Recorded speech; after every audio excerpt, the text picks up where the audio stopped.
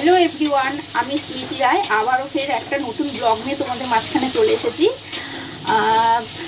যদি ভিডিওটা ভালো লাগে সাবস্ক্রাইব করে এবং একটু শেয়ার করে লাইক দিয়ে আমার পাশে থেকো। তা চলো দেখা যাক কি ভিডিও নিয়ে আসলাম তোমাদের মাঝে। তো বন্ধুরা দেখো, আমি ফের একটা নতুন একটা রান্না নিয়ে চলে আসলাম, রান্নার ভিডিও। তো রাত্রেবেলা আমি এই ছোলার ডাল ভিজিয়ে রেখে দিয়েছিলাম। তো আজকে এই ছোলার ডাল দিয়ে বড়া করব, বড়া করে তরকারি করব। চলো তাহলে আজকে ডালটা তাহলে এখন বেটে নিয়ে দেখাচ্ছি।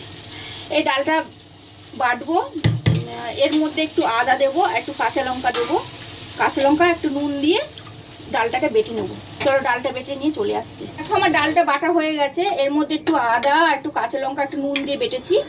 এই দেখো বাটা হয়ে গেছে। তো এটার মধ্যে কিছু উপকরণ মিশিয়ে এটাকে মিক্স করব, যেমন এই চালের গুঁড়ো আছে টেস্ট হওয়ার জন্য, তো চালের গুঁড়ো দেবো এর মধ্যে, আর একটু কালার হওয়ার জন্য হলুদ দেবো, আর একটু টেস্টটা একটু ব্যালেন্স হওয়ার জন্য একটু চিনি দেবো। বড়াতে একটু চিনি না দিলে একটু ভালো লাগে না, তাই একটু টেস্টটা ব্যালেন্স হওয়ার জন্য চিনি দেবো। আর নুন তো এর মধ্যে দেওয়া আছেই। আর এর মধ্যে দেখো এর মধ্যে একটুখানি লঙ্কার গুঁড়ো দিচ্ছি, ঝাল তো দেওয়া আছে, একটু সামান্য দিলাম। তো এই সব উপকরণগুলো একসঙ্গে মিক্স করে নেব, দিয়ে রান্না করব। তো এটাকে ভালো করে মাখিয়ে নেব।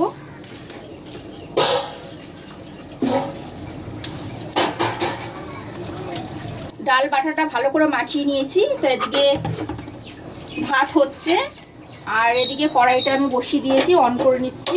গ্যাসটা অন করে নিলাম। এই কড়াইটা গরম হলে একটু তেল দিয়ে দেবো। তো দেখো আমার কড়াইটা গরম হয়ে গেছে, আমি একটু তেল দিয়ে দিচ্ছি এর মধ্যে বড়া ভাজার জন্য। আমি তো সাদা তেল দিয়েছি, তোমরা পারলে সরষের তেলও করতে পারো, আমি সাদা তেল দিয়েই করছি।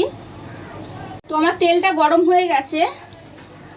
তো এবার দেখো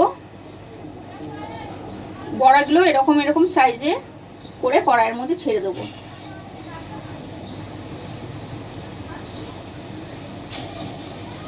তোমাদের দেখাচ্ছি পরে।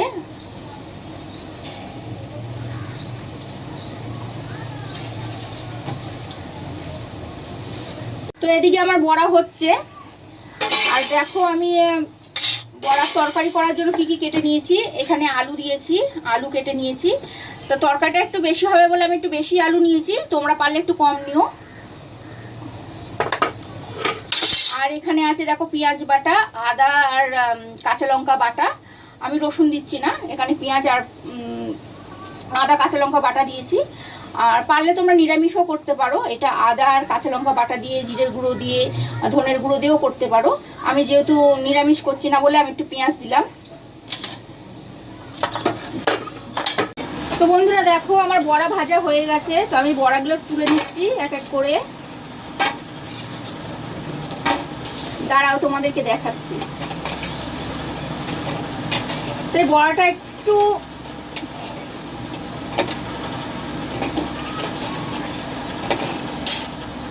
দেখো একটু মচমচে হয়েছে কেন, এর মধ্যে একটু চালের গুঁড়ো দিয়েছি বলে, তরকারিতে দিলে একদম গলে যাবে না, এই জন্য মচমচে হয়েছে বড়াটা। বড়াটা কিরকম হয়েছে একটু কমেন্ট করে জানিও। এরকম করে আমি সব বড়াগুলো ভেজে নেব।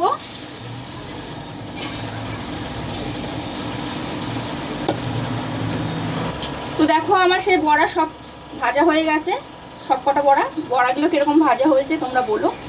তো এই বড়া তরকারিও না করে কেউ ডাল দিয়েও খেতে পারো। তো আমি এই বড়ার তরকারি করব। তো এদিকে কড়াইয়ে তেল গরম হয়ে গেছে, দেখো আমি আলুগুলো ছেড়ে দেবো, এক এক করে আলুগুলো ভেজে নেব। যেরকম মাংসে আলু ভেজে নাও সেরকম আমি আলুগুলো ভেজে নেব।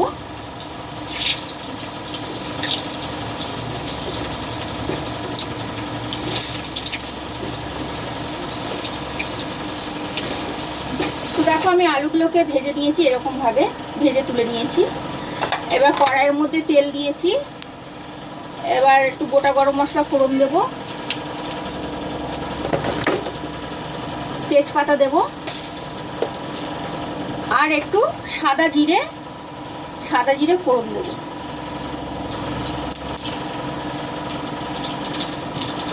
চাইলে এই বড়া তরকারি নিরামিষও করতে পারো, তো আমি একটু পেঁয়াজ নিয়েছি।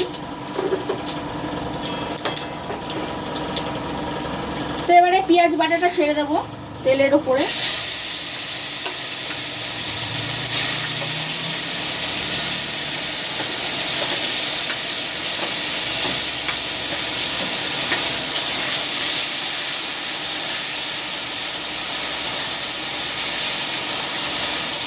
তো একদিন এরকম করে রান্না করে খেয়েও দেখবে, খুব ভালো লাগে, মাছ মাংস হার মেনে যায়। তো এটা মুসুরির ডালও মুগ ডালও হয়, মুসুরির ডাল দিয়েও হয়, আমি আজ ছোলার ডাল দিয়ে করেছি।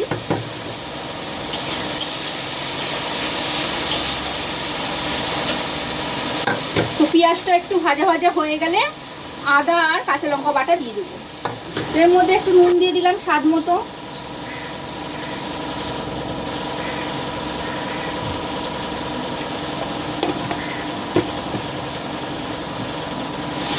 তো আমার পেঁয়াজ ভাজা হয়ে গেছে, এর মধ্যে আদা আর কাঁচা লঙ্কা বাটাটা দিয়ে দেবো।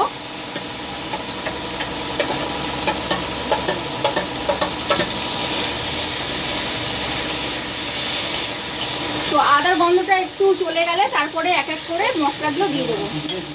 তো আদার কাঁচা গন্ধটা চলে গেছে, এর মধ্যে আমি একটু হলুদ দিয়ে দেবো, এক এক করে সব মশলা দিয়ে দেবো। তো একটু হলুদ দিয়ে দিলাম,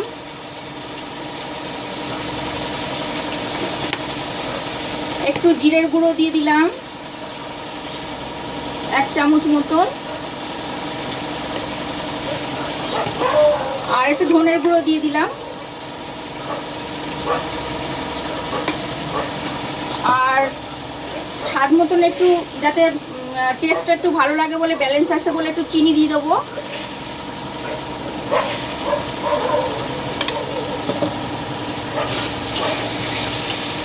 কাঁচা লঙ্কা বাটা তো দেওয়া আছে এর মধ্যে, বেশি ঝাল করব না, বেশি ঝাল করলে তরকারিটা ভালো লাগবে না, তাই একটু লঙ্কার গুঁড়ো দেবো অল্প, যাতে একটু কালার হবে বলে একটু লঙ্কার গুঁড়ো দেবো।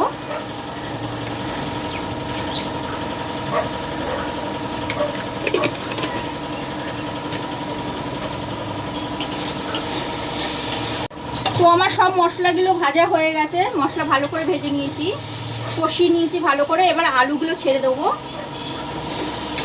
আলুগুলো ভালো করে দিয়ে ভালো করে কষিয়ে নেবো, নিয়ে তারপরে জল ঢেলে দেবো, যাতে মশলাটা না লেগে যায়। একটু জল দিয়ে দেবো এর মধ্যে, না তো পুড়ে যাবে, মশলা লেগে যাবে নিচে। একটু জল দিয়ে ভালো করে কষিয়ে নেবো। তোমরা এই বড়ার তরকারি কিরকমভাবে রান্না করো আমাকে প্লিজ জানিও, আর কমেন্ট করো আজকে রান্নাটা কিরকম লাগলো তোমাদের।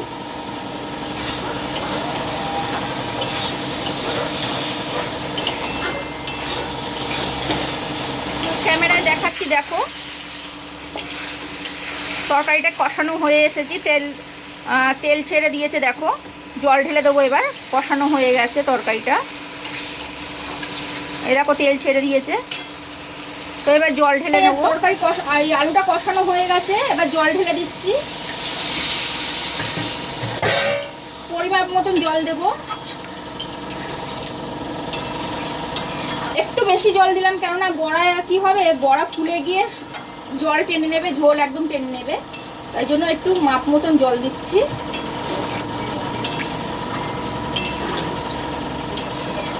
তো আমার জল দেওয়া হয়ে গেছে, এটা ঢেকে নেব, ঢেকে দেবো এটা। তো এটা আলুটা সেদ্ধ হবে, কিন্তু বড়া আমি কিন্তু এখনও দিইনি, আলুটা সেদ্ধ হলে আমি বড়াটা দেবো। আমার আলু সেদ্ধ হয়ে গেছে, ঝোলের আলুটা সেদ্ধ হয়ে গেছে। তো আমি এই বড়াগুলো ছেড়ে দেবো এক এক করে। আলুটা সেদ্ধ হলেই বড়াগুলো দেবে তরকারিতে, না তো আগের দিয়ে বড়াগুলো ঢেলে দিলে কি হবে, ছেড়ে দিলে তরকারিতে বড়াগুলো একদম নরম হয়ে যাবে, কেননা ঝোলে তো বড়া ফুলে যাবে। তারপর আমি একটু ঢাকা দিয়ে দেবো, বড়াগুলো একটু ফোলার জন্য ঢাকা দিয়ে দেবো। আর এদিকে দেখো আমি নিম পাতা, এদিকে আমি নিম বেগুন ভেজে রেখেছি। তা নিম বেগুনটা কীভাবে ভেজেছি এটা আমি দেখালাম না। তো দেখো এই আমার বড়া আলু দিয়ে ঝোল, তো এক্ষুনি নামিয়েছি বলে সঙ্গে সঙ্গে একটু ঝোল ঝোল আছে। একটু রেখে দিলে তারপরে ঝোলটা টেনে নেবে, বড়ায় সমস্ত ঝোলগুলো টেনে নেবে। তো একটু এখন নামিয়েছি বলে সঙ্গে সঙ্গে তাই একটুখানি ঝোল ঝোল লাগছে, বড়ায় সমস্ত ঝোল টেনে নেবে। তো আজকে রান্নাটা আমার কীরকম লাগলো তোমরা প্লিজ কমেন্ট করে জানিও। আর এরকম রান্না করে তোমরা খেও, দেখবে অনেক টেস্টি লাগে খেতে, মাছ মাংস হার মেনে যায়। আর যেদিনকে নিরামিষ হয় সেদিন এটা নিরামিষ করেও খেতে পারো। তো পারলে যদি ভিডিওটা ভালো লাগে তোমরা সাবস্ক্রাইব করে পাশে থেকো, আর একটা লাইক করে দিও আর শেয়ার করে দিও। তাহলে তোমাদের সাথে দেখা হচ্ছে পরের নেক্সট ব্লগে। বাই।